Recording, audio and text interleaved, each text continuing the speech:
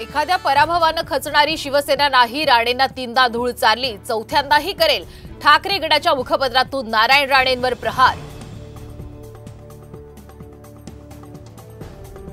OBC नेते लक्ष्मण हाकेंच्या उपोषणाचा 5वा दिवस, सरकारचं शिष्टमंडळ उपोषणकर्त्यांशी करणार चर्चा।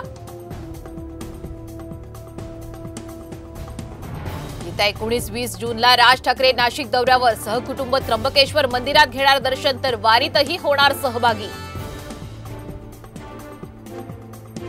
स्वाभिमानी शेतकरी संघटना विधानसभेच्या 15 जागा लढवण्याच्या तयारीत, लवकरच राज्य कार्यकारिणीची बैठक होणार आणि बैठकीत होणार निर्णय। माजी आमदारांच्या निवृत्ती वेतन वाढीचा प्रस्ताव, तब्बल 25,000च्या वेतन वाढीची मागणी। नीट परीक्षेत घोटाळा झाला, खुद्द केंद्रीय शिक्षण मंत्री धर्मेंद्र प्रधान यांची कबुली, कुठल्याही अधिकाऱ्याचा सहभाग आढळल्यास कारवाईचा इशारा।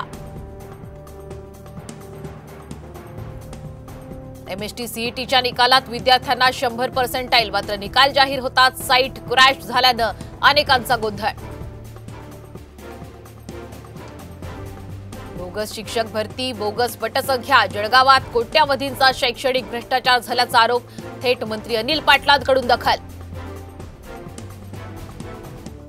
देशातल्या दंगलींबाबत शाळांमध्ये शिकवण्याची गरज नाही, गुजरात दंगल आणि बाबरी मशीद पाडल्याच्या घटनेवरून एनसीआरटीची भूमिका।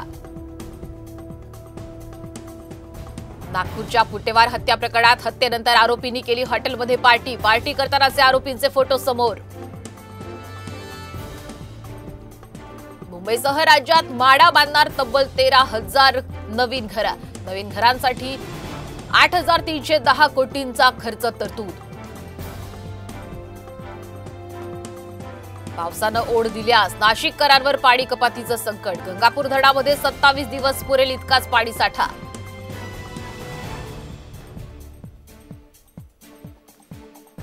देशभरात बकरी ईदचा उत्साह, दिल्लीमध्ये जामा मशिदीमध्ये सामूहिक नमाज पठणाचा कार्यक्रम।